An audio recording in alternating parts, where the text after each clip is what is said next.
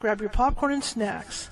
Find a comfy spot, take a seat or lie down, and let me transport you to a place of fantasy, ghost stories, ancient legends, odd creatures, alien encounters, and other magical topics. You may even decide to join the conversation. From faraway lands to your own backyard, with a small dash of pixie dust. Turn out the lights and open your minds. The journey is about to begin. Good evening, everybody. Welcome. We're back this weekend. Last couple weekends, I've been really tired, so plus it's been really hot. This is the only one I have with AC, so haven't really been in the mood to do this. But so tonight, we're back to ghost stories. Every Sunday, for everybody that's new and coming in, I can't call the networks out, but welcome TikTok. Welcome to the other two networks. We're glad to be here. I'm glad to have you with me. Let me get a little button pushed here, and let me get into my chat room here. Should be right here. Is that my chat room? Yeah. Okay. Like I said, it's been a while since I've been on a couple of networks because I've had some technical difficulties, but here we are. It's good to see you guys. Good to see you over TikTok. Good to see you everywhere else. This book is Famous Modern Ghost Stories. It's a collection of ghost stories that you guys have probably heard. Some were written by Edgar Allan Poe and people like that, but it's kind of fun to read these because then once Halloween season starts, we're going to start getting into other books. Well, who am I? My name is Charlotte. I'm the owner of the California Haunts Paranormal Investigation Team, based out of Northern California. We're 45 strong up and down the state, which means if you have a paranormal need or you think you do, we can help you out with that. It may take us a while to get out there. Hi, Pat. Hello, Pamela. Good to see you again. It might take us a while to get out there, but we will make it out there as quickly as possible. And then once you call us, we're back and forth with you all the time. I want to thank everybody who's going to be on a TikTok, just to let you guys know again. I cannot see what your messages are or anything. Kathy is in there. Kathy's coming in, my moderator. She's going to handle that. And if you do gifts, which is beautiful if you do with the tiny tricks or whatever, Kathy will thank you and work with you on that so I can do this because I'm going to be pretty much reading a book anyway. So what am I going to do? Every Sunday we read from a paranormal themed book. Sometimes the stories are true, sometimes they're not, and this one happens to be just selected stories, but the thing is that makes it interesting is there was a woman that put the book together as a PhD. So she, oh man, it's just, my glasses get so messed up in this hot weather. So she has put these stories together from like various books, and like I said, there's a couple Edgar Allan Poe books, things in here and things like that. So it's good to see everybody. We're going to get started. I'll read for about an hour, and that's why I say grab yourself a hot cocoa, grab yourself maybe a nice, tall, cool drink, try to dim your lights a little bit, put some candle light on, and let's enjoy it a little bit. Okay? So like, follow, and share over there on TikTok. The key is to get as many likes as possible, so help us out. Like, follow, and share. Hello, I see you. Hello, Kathy. Thank you. Okay, so do me a favor, like, follow, and share. And again, I do have a goal of collecting 6 tiny tricks, if you guys can help me out with that. Otherwise, like, follow, share, enjoy, and sit back. And I want to drink some water because it's still hot in here no matter what I do. I'm just excited to be on today and all these networks going on. All this excitement coming every which way. Thank you for the tiny. Thank you so much. I won't be doing sound effects today because this is a podcast. All right. Every night, to give you guys an idea, I also am a tarot card reader, so I read tarot cards on TikTok from 6:30 p.m. to 10:30 p.m. every evening. Come on in. Those readings are free, past, present, future, so they are free readings. Okay. I'm going to lighten this up a little bit more on this side because I'm kind of fading out here. Adjustments. Let me come up a little bit for you guys. There we go. I lost my camera. I just lost my camera over here. So hang on, guys, okay? Dang.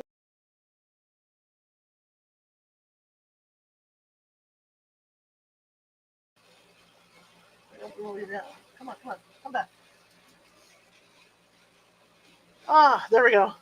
Nope, I don't even have a camera. Hang on. Dang nabbit, I don't want to have to restart. I hate when it does that. Give me my camera. No, this one's out. There we go. Okay. That's because it's where the camera's plugged into the USBs here, it's very sensitive. So because I went down and I messed around with lighting, the camera went out over here. Trying to show. Oh, techno. Thank you for the tiny bike. Thank you so much, whoever that was. Normally what I would do if I was on the other net on TikTok. I would sing a little ditty, but because I have the other networks up, I can't do that tonight. All right, so I'm going to read for about an hour, and like I said, go grab yourself some popcorn, and stuff, or what? Thank you for the gifts. Grab yourself some popcorn and goodies and things like that, and let's do this. Let's enjoy the show. And just to let you know, these books were a lot of these stories and these books were written back in the 1800s. The late 1800s. They go all the way from the late 1800s all the way to 1944, which is why they're all copyright free. So there's stuff in here that's not quite politically correct for today. But do me a favor. I'll do my best to try and sort through it all. But do me a favor and do not turn me into the internet police. Okay? I'm going to try and work my way around some of this stuff. But remember, these are ghost stories, so it does talk about alive people and things like that. Okay? And a lot of these are out of foreign countries. Like this one's going to be, I think there's going to be a lot of French in here. So I will do my best to circumnavigate that as well. All right? So my time I have is 6:41 p.m. Pacific. I will be reading until 7:41 Pacific. So let's do this, you guys. It's been a while. It's good to see Pamela over there. Good to see. So this book, this that I'm reading from tonight is called, this section is called The Massive Shadows. It's by Anatole France, okay? And it's from her book. It's an excerpt from her book called From Mother of Pearl, okay? So this tale, the sacristan of the Church of Saint Eulalie, there we go, at Neuville-d'Amont told me, as we sat under the arbor of the White Horse, one fine summer evening, drinking a bottle of old wine to the health of the dead, of the unalive man, now very much at his ease, whom that very morning he had borne to the grave with full honors, beneath the pall powdered with smart silver tears. My poor father, who is dead, it is the sacristian who is speaking, was in his lifetime a gravedigger. He was of an agreeable disposition, the result, no doubt, of the calling he followed, for it has often been pointed out that people who work in cemeteries are of a joyful turn. Death has no terrors for them. They never give it a thought. I, for instance, monsieur, enter a cemetery at night as little perturbed as though it were the arbor of the White Horse. And if by chance I meet with a ghost, I don't disturb myself in the least about it, for I reflect that he may just as likely have business of his own to attend to, as I do. I know the habits of the dead, and I know their character. Indeed, so far as that goes, I know things of which priests themselves are ignorant. If I were to tell you all I have seen, you would be astounded. But a still tongue makes a wise head, and my father, who, all the same, delighted in spinning a yarn, did not disclose a 20th part of what he knew. To make up for this, he often repeated the same stories, and, to my knowledge, he told the story of Catherine Fontaine at least 100 times. Quote, Catherine Fontaine was an old maid whom he well remembered having seen when he was a mere child. I should not be surprised if there were still, perhaps, 3 old fellows in the district who could remember having heard folks speak of her, for she was very well known and of excellent reputation, though poor enough. She lived at the corner of the Rue of Nons. I'm trying. Known as Nons. I speak Spanish, so let me come out Spanish. In the turret, which is still to be seen there today, and which formed part of an old half-ruined mansion looking onto the garden of the Ursuline nuns. On that turret could still be traced certain figures and half-obliterated inscriptions. The late curé of Saint Eulalie, Monsieur Levasseur, asserted that there are words in Latin, love is stronger than death, which is to be understood, so he would add, of divine love. Catherine Fontaine lived by herself in this tiny apartment. She was a lace maker. Of course, that lace made in our part of the world was formerly held in high esteem. No one knew anything of her relatives or friends. It was reported that when she was 18 years old, she had loved the young Chevalier de Montclair, not bad today, and had been secretly affianced to him. But decent folk didn't believe a word of it, and said it was nothing but a tale concocted because Catherine Fontaine's demeanor was that of a lady rather than that of a working woman, and because, moreover, she possessed, beneath her white locks, the remains of great beauty. Her expression was sorrowful, and on one finger she wore one of those rings fashioned by the goldsmith into the semblance of two tiny hands clasped together. In former days, folks were accustomed to exchange such rings at their at their betrothal ceremony. I'm sure you know the sort of thing I mean. Catherine Fontaine lived a saintly life. She spent a great deal of time in churches, and every morning, whatever might be the weather, she went to assist the 6 o'clock Mass at St. Eulalie. Now, one December night, whilst she was in her little chamber, she was awakened by the sound of bells, and nothing doubting that they were ringing for the first Mass. The pious woman dressed herself and came downstairs out into the street. The night was so obscure that not even the walls of the houses were visible, and not a ray of light shone from the murky sky. And such was the silence amid this black darkness, that there was not even the sound of a distant dog barking, and a feeling of aloofness from every living creature was perceptible. But Catherine Fontaine knew well every single stone she stepped on, and as she could have found her way to the church with her eyes shut, she reached without difficulty the corner of the Rue aux Nones, where the timbered house stands with a tree of Jesse carved on one of its massive beams. When she reached the spot, she perceived that the church doors were open, and that a great light was streaming out front for the wax tapers. She resumed her journey, and when she had passed through the porch, she found herself in the midst of a vast congregation, which entirely filled the church. But she didn't recognize any of the worshippers, and was surprised to observe that all these people were dressed in velvets and brocades, with feathers in their hats, and that they wore swords in the fashion of days gone by. Here were gentlemen who carried tall canes with gold knobs, and ladies with lace caps fastened with cornet-shaped combs. Chevaliers of the Order of St. Louis extended their hands to these ladies, who concealed them behind their painted faces, of which only the powdered brow and the patch at the corner of the eye were visible. All of them proceeded to take to their places without the slightest sound, and as they moved, neither the sound of their footsteps on the pavement nor the rustle of their garments could be heard. The lower places were filled with a crowd of young artisans in brown jackets, dimity breeches, and blue stockings, with their arms round the waists of pretty blushing girls who lowered their eyes.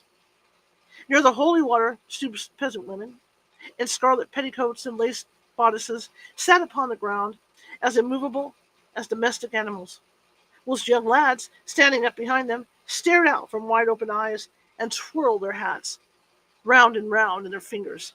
And all these sorrowful countenances seemed centered irremovably on one and the same thought, at once sweet and sorrowful. On her knees, in her accustomed place, Catherine Fontaine saw the priest advance toward the altar, preceded by two servers. She recognized neither priest nor clerks. The Mass began. It was a silent Mass, during which neither the sound of the moving lips nor the tinkle of the bell was audible. Catherine Fontaine felt that she was under observation and the influence also of her mysterious neighbor, and when, scarcely turning her head, she stole a glance at him, she recognized the young Chevalier de Montclair, who had once loved her, and who had been unalived for 40 years. She recognized him by a small mark which he had over the left ear, and, above all, by the shadow which his long black eyelashes cast upon his cheeks. He was dressed in his hunting clothes, scarlet with gold lace, the very clothes he wore that day when he met her in St. Leonard's Wood, begged of her a drink, and stole a kiss. He had preserved his youth and good looks. When he smiled, he still displayed magnificent teeth. Catherine said to him in an undertone, "Monseigneur, you who were my friend, and to whom in days gone by I gave all that a girl holds most dear, may God keep you in his grace. Oh, that he would at length inspire me with regret for the sin I committed in yielding to you, for it is a fact. Though my hair is white and I approach my end, I am not yet repented of having loved you. But dear alive friend, I gotta watch what I'm doing. And noble senior, tell me, who are these folk, habited after the antique fashion, who are still here assisting as the silent mass? Now remember, guys, this is from the 1800s, so we're talking religion. I don't take a stand on religion, but this is just a story, okay? No internet police, all right? Do me that favor. The Chevalier de Montclair replied in a voice feebler than a breath, but none the less crystal clear. Catherine, these men and women are souls from purgatory, who have grieved God, who have grieved the Almighty by sinning as we ourselves sinned through love of the creature, but who are not on that account cast off by God, inasmuch as their sin, like ours, was not deliberate.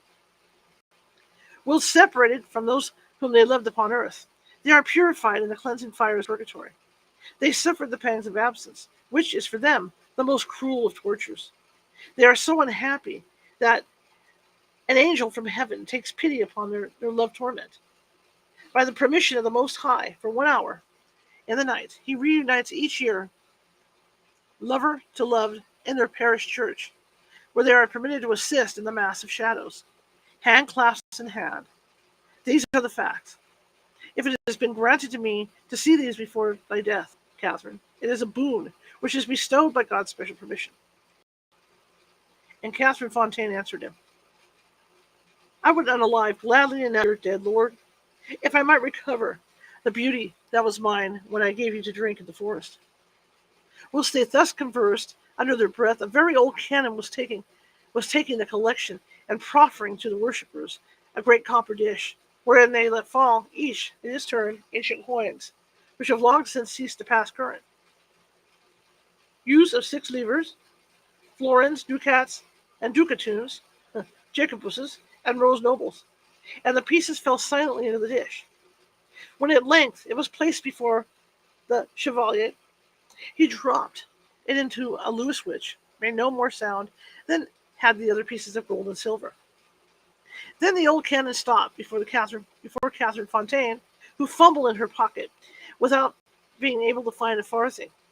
Then, being unwilling to allow the dish to pass without an offering from herself, she slipped from her finger the ring which the Chevalier had given her the day before his death, and cast it into the copper bowl. As the golden ring fell, a sound like the heavy clang of a bell rang, and on the stroke of this reverberation, the Chevalier, the canon, the celebrant, the servers, the ladies and their cavaliers, the whole assembly vanished utterly. The candles guttered out, and Catherine Fontaine was left alone in the darkness. Having concluded his narrative after this fashion, the sacristan drank a long draught of wine, remained pensive for a moment, and then resumed his talk in these words. I have told you this tale exactly as my father has told it to me over and over again, and I believe that it is authentic, because it agrees in all respects with what I have observed of the manners and customs peculiar to those who have passed away. I have associated a good deal with the dead ever since my childhood, and I know that they are accustomed to return to what they've loved. It is on this account that the miserly dead wander at night in the neighborhood of the treasures they conceal during their lifetime. They keep a strict watch over their gold, but the trouble they give themselves, far from being of service to them, turns to their disadvantage. And it's not a rare thing at all to come upon money buried in the ground on digging in a place haunted by a ghost. In the same way, deceased husbands come by night to harass their wives who have made a second matrimonial venture, and I could easily name several who have kept a better watch over their wives since death than they ever did while living. That sort of thing is blameworthy.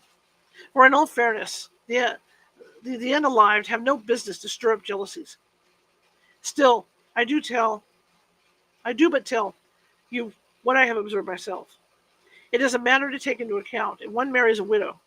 Besides, the tale I have told you is vouchsafed. Is vouchsafed, for in the manner following. The morning after that extraordinary night, Catherine Fontaine, hi dog, Gypsy, stop, hey, my dog's in here too, guys.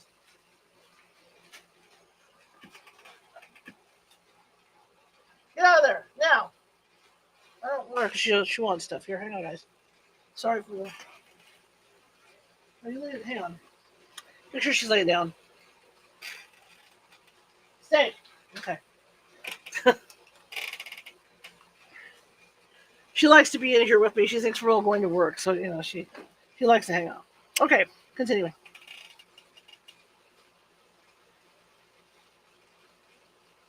Okay, that sort of thing is blameworthy. For in all fairness, the dead have no business to stir up jealousies. Still, I do but tell you what I have observed myself. It is a matter to take into account if one marries a widow. Besides the tale I have told you, it is vouchsafed for the matter following. Here we go. The morning after that extraordinary night, Catherine Fontaine was discovered unalive in her chamber, and the beetles attached to St. Eulalie found in the copper bowl used for the collection a gold ring with 2 clasped hands. Besides, I'm not the kind of man to make jokes. Suppose we order another bottle of wine.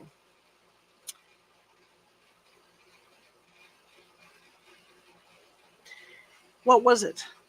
By Fitz James O'Brien.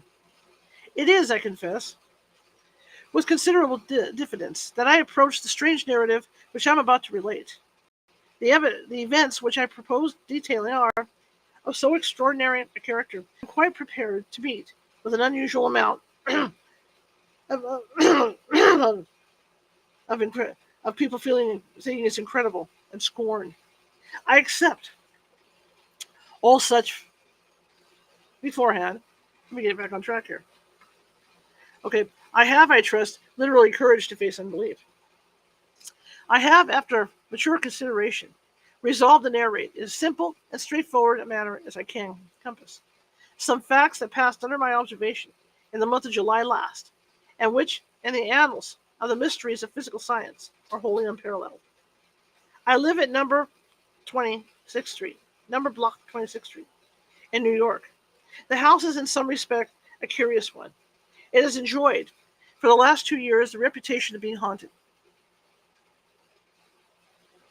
It is a large and stately residence, surrounded by what was once a garden, but which is now only a green enclosure, used for bleaching clothes.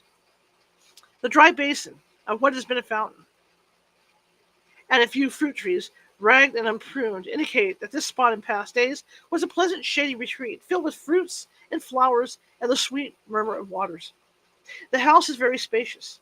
A hall of noble size leads to a large spiral staircase, winding through its center, while the various apartments are of imposing dimensions. It was built some 15 or 20 years ago by Mr. A. La, the well-known New York merchant who 5 years ago threw the commercial world into convulsions by a stupendous bank fraud.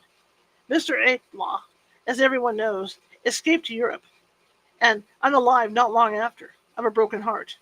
Almost immediately after the news of his decease reached this country and was verified, the reports spread, and on 26th Street that number blah was haunted. Legal measures had dispossessed the widow of its former owner, and it was inhabited merely by a caretaker and his wife, placed there by the house agent into whose hands it had passed for the purposes of renting or sale. These people declared that they were troubled with the unnatural noises. Doors were opened without any visible agency. The remnants of furniture scattered through the various rooms were, during the night, piled one upon the other by unknown hands. Invisible feet passed up and down the stairs in broad daylight, accompanied by the rustle of unseen silk dresses and the gliding of viewless hands along the massive balusters. The caretaker and his wife declared that they would live there no longer. The house agent laughed, dismissed them, and put others in their place. The noises and supernatural manifestations continued. The neighborhood caught up the story, and the house remained untenanted for 3 years. Several persons negotiated for it, but somehow, always before the bargain was closed, they heard the unpleasant rumors and declined to treat any further. It was in this state of things that my landlady, who at that time kept a boarding house on Bleecker Street, and who wished to move further uptown, conceived the bold idea of renting number block 26. Happening to have in her house rather a plucky and philosophical set of boarders, she laid her scheme before us, stating candidly everything she had heard respecting the ghostly qualities of the establishment to which she wished to remove us. With the exception of 2 timid persons, a sea captain and a returned Californian, who immediately gave notice that they would leave. I'm just laughing at the returned Californian. All of Mrs. Moffat's guests declared that they would accompany her to her, her chivalric incursion into the abode of spirits. Our removal was effected in the month of May, and we were charmed with our new residence. The portion of 26th Street where our house is situated, between 7th and 8th Avenues, is one of the pleasantest locations in New York. The gardens back of the houses, running down nearly to the Hudson, form, in the summertime, a perfect avenue of verdure. The air is pure and invigorating, sweeping as it does straight across the river from the Weehawken Heights, and even the ragged garden which surrounded the house, although displaying, on washing days, rather too much clothesline, still gave us a piece of greensward to look at, and a cool retreat in the summer evenings, where we smoked our cigars in the dusk, and we watched the fireflies flashing their dark lanterns in the long grass. Of course, we had no sooner established ourselves at Number Blah than we began to expect ghosts. We absolutely awaited their advent with eagerness. Our dinner conversations were supernatural. One of the boarders, who had purchased Mrs. Crow's Night Side of Nature for his own private delectation, was regarded as a public enemy by the entire household for not having bought 20 copies. The man led a life of supreme wretchedness while he was reading this volume. A system of espionage was established, of which he was the victim.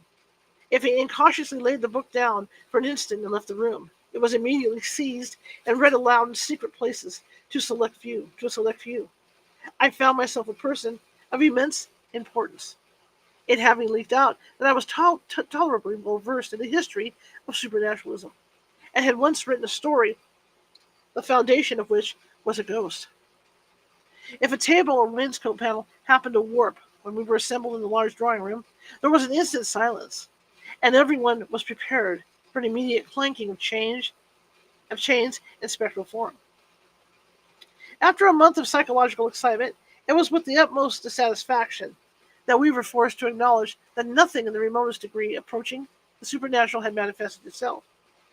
Once the black butler asserted that his candle had been blown out by some invisible agency while he was undressing himself for the night. But as I had more than once discovered, this colored gentleman, see what I mean? This gentleman, in a condition when one candle must have appeared to him like two, thought it possible that, by going a step further in his potations, he might have reversed this phenomenon, and seen no candle at all, where he ought to have beheld one. Things were in this state when an accident took place, so awful and inexplicable in its character, that my reason fairly reels at the bare memory of the occurrence. It was the 10th of July.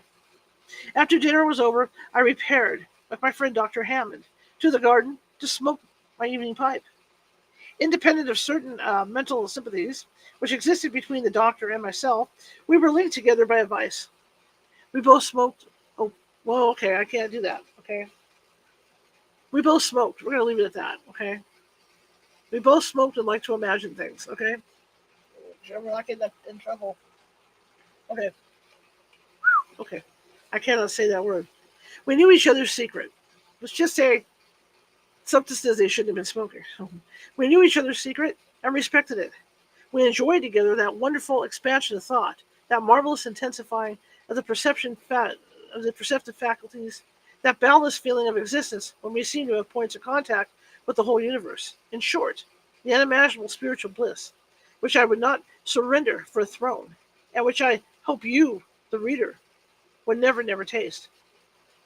Those hours of enhanced happiness, which the doctor and I spent together in secret, were regulated with a scientific accuracy. We did not blindly smoke this drug of paradise and leave our dreams to chance. While smoking, we carefully steered our conversation through the brightest and calmest channels of thought. We talked of the East and endeavored to recall the magical panorama of the glowing scenery. We criticized the most sensuous poets, those who painted life ruddy with health, brimming with passion, happy in the possession of youth and strength and beauty. If we talked of Shakespeare's Tempest, we lingered over Ariel and avoided Caliban. Like the Gubers, we turned our faces to the east and saw only the sunny side of the world. This skillful coloring of our train of thought produced in our subsequent visions a corresponding tone. The splendors of Arabian fairyland dyed our dreams. We paced the narrow strip of grass with the tread and port of kings. The song of the Rona arborea, while he clung to the bark of the ragged plum tree, sounded like the strains of divine musicians. Houses, walls, and streets melted like rain clouds, and vistas of unimaginable glory stretched away before us.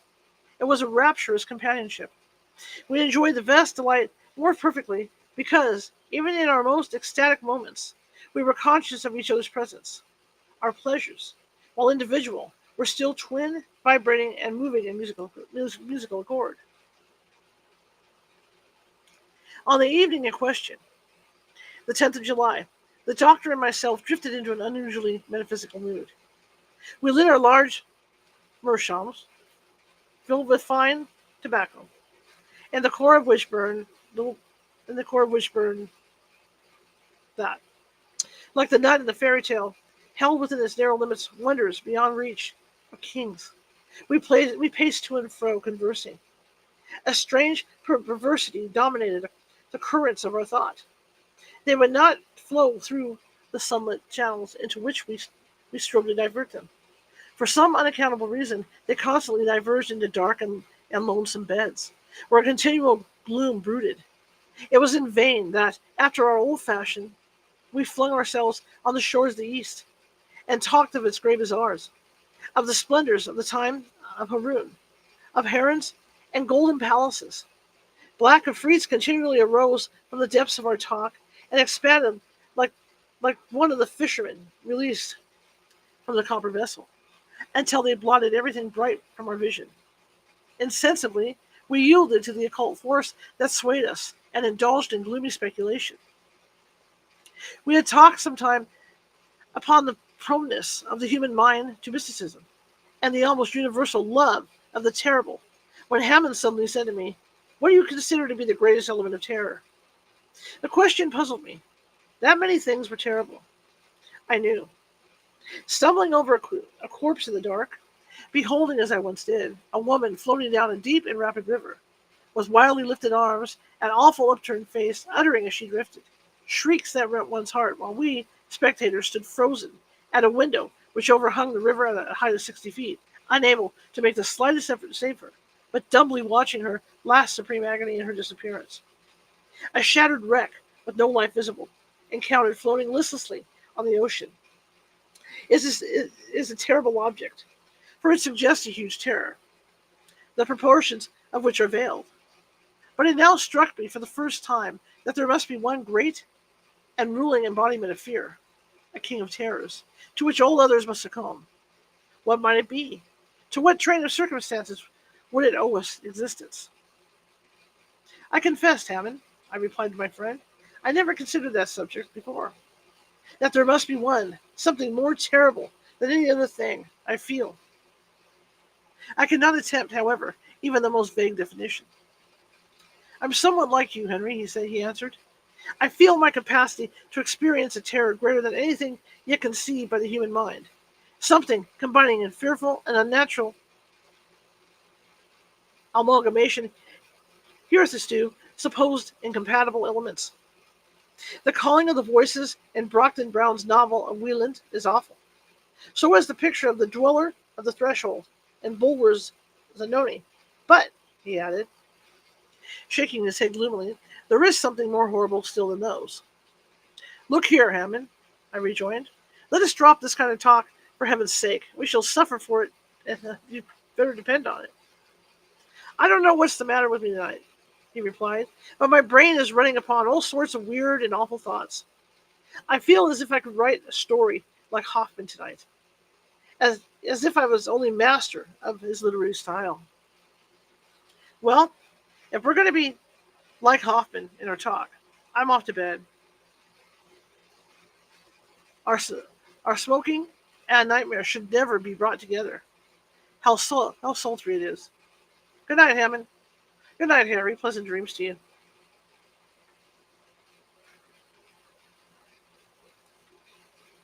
Pleasant dreams to you. To you, gloomy rich Afrits, ghouls, and enchanters. We parted, and each sought his respective chamber. I undressed quickly and got into bed, taking with me, according to my usual custom, a book, over which I generally read myself to sleep. I opened the volume as soon as I laid my head upon the pillow, and instantly flung it to the other side of the room. It was Guten's History of Monsters, a curious French work, which I had lately imported from Paris, but which, in the state of mind I had then reached, was anything but an agreeable companion. I resolved to go to sleep at once. So, turning down my gas until nothing but a little blue point of light glimmered on the top of the tube, I composed myself to rest. The room was in total darkness. The atom of gas that still remained alight did not illuminate a distance of 3 inches around the burner. I desperately drew my arm across my eyes, as if to shut out even the darkness, and tried to think of nothing. It was in vain. The confounded themes touched on by Hammond and the garden kept obtruding themselves onto my brain. I battled against them. I erected ramparts of would-be blackness of intellect to keep them out.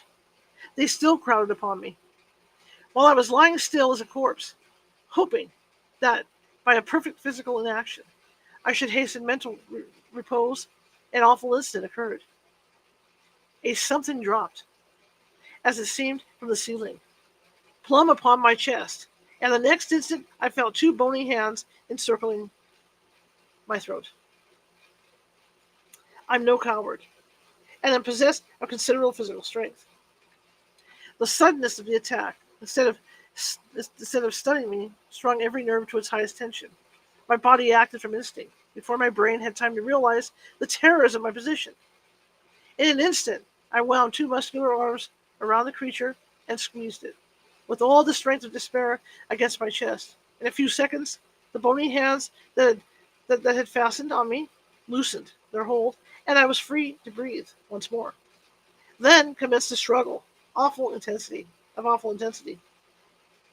Immersed in the most profound darkness, totally ignorant of the nature of the thing by which I was so suddenly attacked, finding my grasp slipping every moment, by reason, it seemed to me, of the entire nakedness of my assailant, bitten with sharp teeth in the shoulder, neck, and chest, having every moment to protect my throat against a pair of sinewy, agile hands, which my utmost efforts could not confine.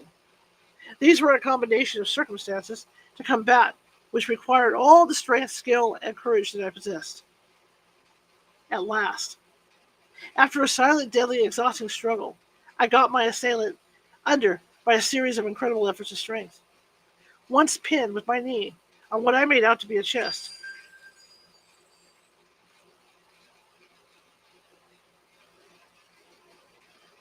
I knew that I was victor. I rested for a moment to breathe. I heard the creature beneath me panting in the darkness, and felt the violent throbbing of a heart. It was apparently as exhausted as I was. That was one comfort. At this moment, I remembered that I usually placed under my pillow, before going to bed, a large yellow silk pocket handkerchief. I felt for it instantly. It was there. In a few seconds more I had, after a fashion, pinioned the creature's arms. I now felt tolerably secure that there was nothing more to be done but to turn on the gas, and, having first seen what my midnight assailant was like, arouse the household. I will confess to being actuated by a certain pride in not giving the alarm before. I wished to make the capture alone and unaided. Never losing my hold for an instant, I slipped from the bed to the floor, dragging my captive with me. I had but a few steps to make to reach the gas burner. These I made with the greatest caution, holding the creature in a grip like vice. At last I got within arm's length of the tiny speck of blue light, which told me where the gas burner lay. Quick as lightning, I released my grasp with one hand, and let on with full flood of light. Then I turned to look at my captive. I can't even attempt to give any definition of my sensations. The instant after I turned on the gas, I suppose I must have shrieked with terror, for in less than a minute afterward my room was crowded with the inmates of the house. I shudder now as I think of that awful moment. I saw nothing.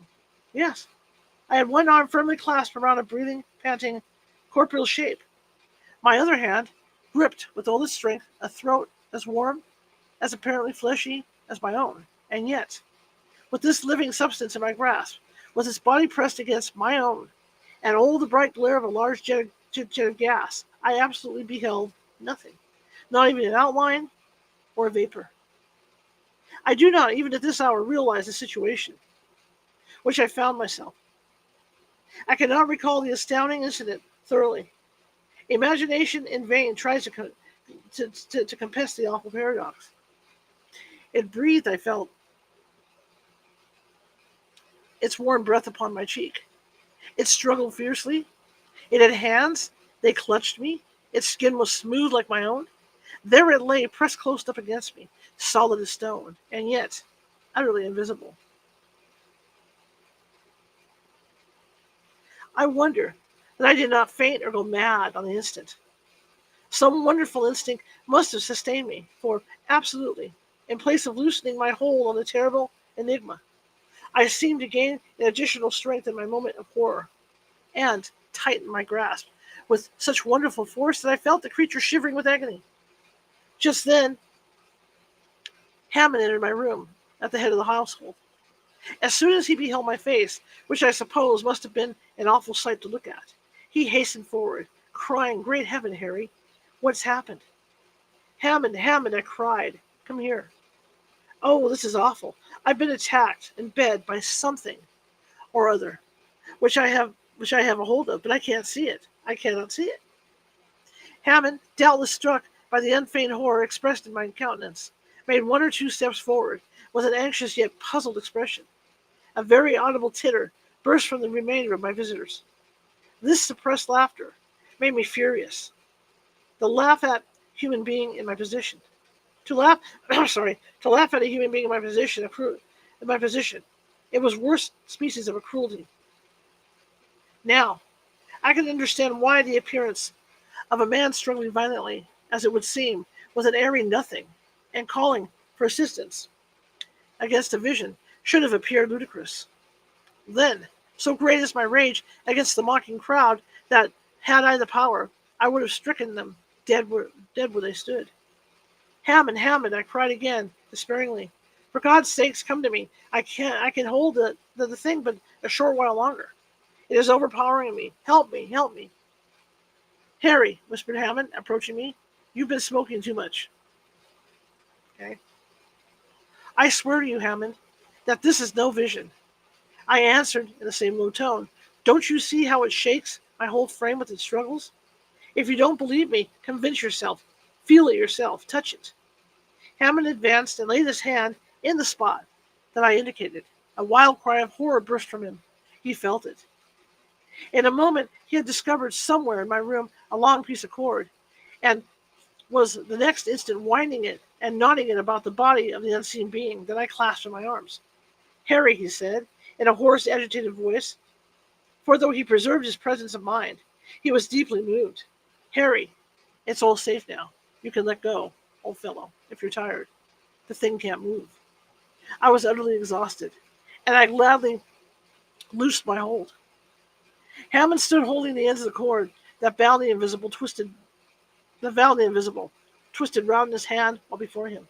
Self-supporting, as it were, he beheld a rope laced and interlaced, and stretching tightly around a vacant space. I never saw a man look so thoroughly stricken with awe. Nevertheless, his face expressed all the courage and determination which I knew him to possess. His lips, although white, were set firmly, and one could perceive at a glance that, although stricken with fear, he was not daunted. The confusion that ensued among the guests of the house, who were witnesses of this extraordinary scene between Hammond and myself, who beheld the pantomime of binding this struggling something, who beheld me almost sinking from physical exhaustion when my task of jailer was over. The confusion and terror that took possession of the bystanders when they saw all this was beyond description. The weaker ones fled from the apartment. The few who remained clustered near the door and could not be induced to approach Hammond and his charge. Still, incredulity broke out through their terror. They had not the courage to satisfy themselves, and yet they doubted. It was in vain that I begged of some of the men to come near and convince themselves by touch of the existence in that room of a living being which was invisible. They were incredulous, but did not dare to undeceive themselves. How could a solid, living, breathing body be invisible? They asked. My reply was this. I gave a sign to Hammond, and both of us, conquering our fearful repugnance to touch the invisible creature, lifted it from the ground, manacled as it was, and took it to my bed. Its weight was about that of a boy of 14. Now, my friends, I said, as Hammond and myself held the creature suspended over the bed, I can give you self-evident proof that here is a solid, ponderable body which, nevertheless, you can't see. Be good enough to watch the surface of the bed attentively. I was astonished at my own courage in treating this strange event so calmly, but I had recovered from my first terror and felt a sort of scientific pride in the affair, which dominated every other feeling. The eyes of the bystanders were immediately fixed on my bed. At a given signal, Hammond and I let the creature fall. There was a dull sound of a heavy body alighting on a soft mass. The timbers of the bed creaked. A deep impression marked itself distinctly on the pillow and on the bed itself. The crowd who witnessed this gave a low cry and rushed from the room. Hammond and I were left alone with our mystery. We remained silent for some time, listening to the low, irregular breathing of the creature on the bed and watching the rustle of the bedclothes as it impotently struggled to free itself from confinement. Then Hammond spoke. Harry, this is awful. Aye, awful, but not unaccountable. Not unaccountable? What do you mean? Such a thing has never occurred since the birth of the world. I know not what to think. God grant that I'm not mad, and that this is not insane fantasy. Let us reason a little, Harry. Here is a solid body which we touch, but which we cannot see. The fact is so unusual that it strikes us with terror. Is there no parallel, though, for such a phenomenon? Take a piece of pure glass. It is tangible and transparent. A certain chemical coarseness is all that prevents it being so entirely transparent as to be totally invisible. It is not theoretically impossible, mind you, to make a glass which shall not reflect a single ray of light, a glass so pure and homogeneous in its atoms that the rays from the sun will pass through it as they do through the air, refracted, but not reflected. We do not see the air, and yet we feel it. That's all very well, Hammond, but these are inanimate substances. Glass does not breathe. Air does not breathe.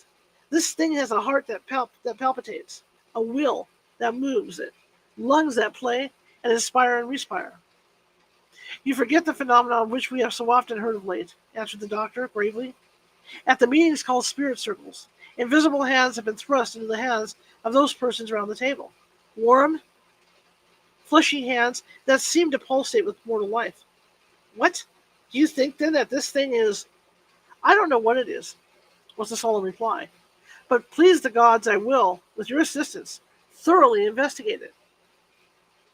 We watched together, smoking many pipes all night long, by the bedside of the unearthly being that tossed and panted until it was apparently wearied out. Then we learned, by the low regular breathing, that it slept. The next morning, the house was all astir. The boarders congregated on the landing outside my room, and Hammond and myself were lions.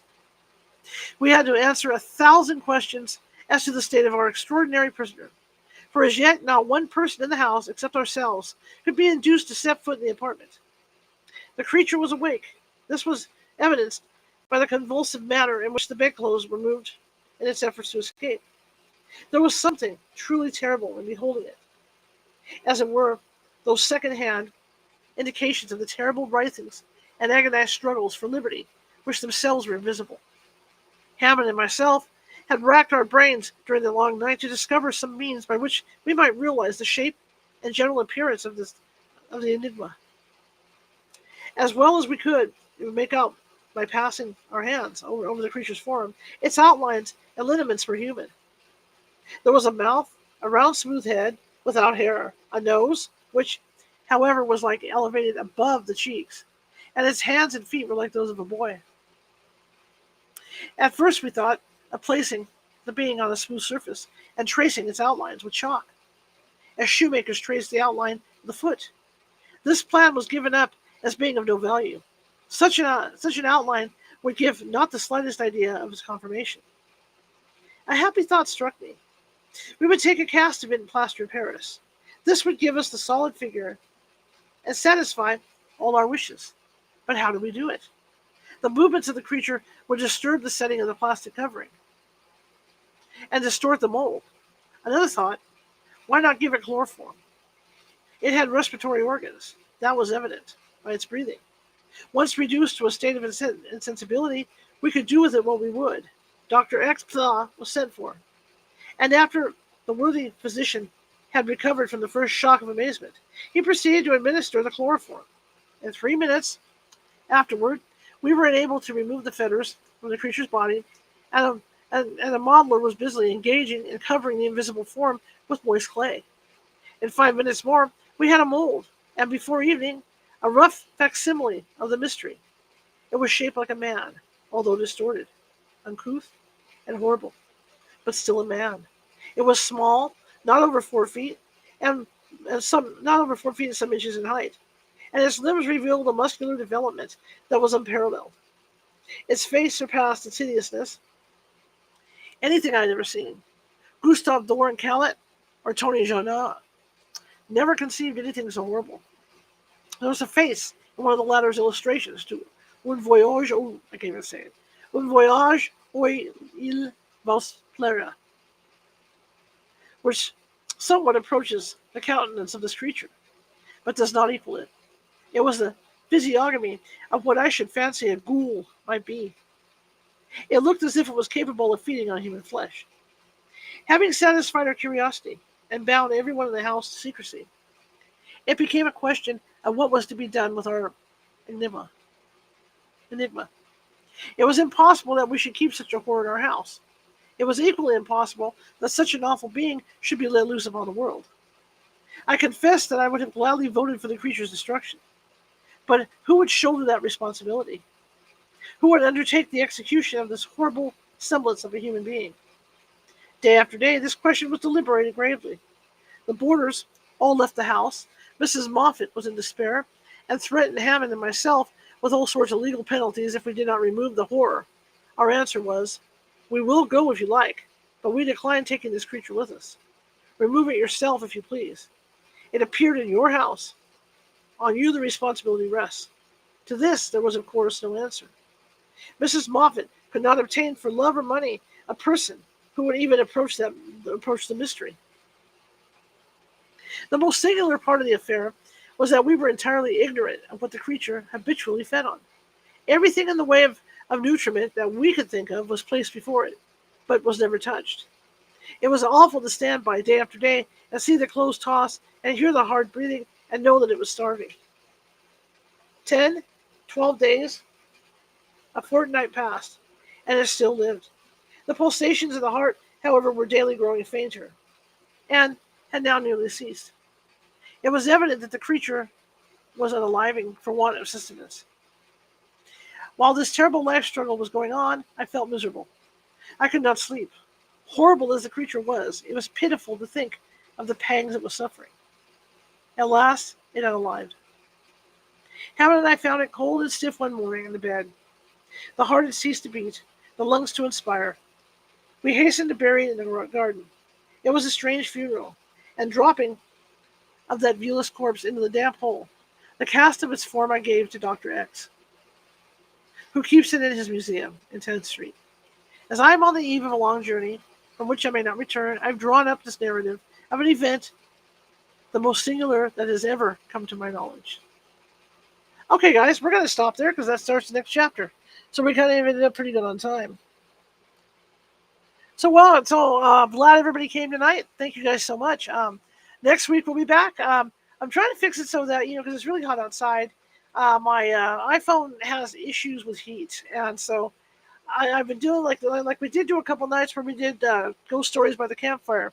I'd like to continue that, but like I said, the issue is my iPhone does have issues, and that's the main one I TikTok on. So there lies my conundrum.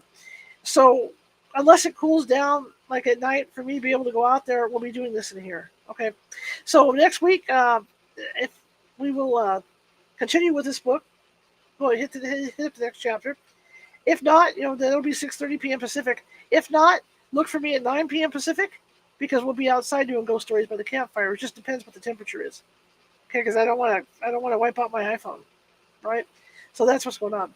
All right, I will be back tomorrow, 6:30 p.m. Pacific over at TikTok, doing free tarot card readings. I do past, present, three card readings, past, present, future, from 6:30 p.m. Pacific to 10:30 p.m. Pacific. So look us up, California Haunts, over at TikTok. But I'm glad everybody was able to come, and for all this going on over here in the test, we had that one mess up with the camera. I'm aware of that. That's not do that again, obviously.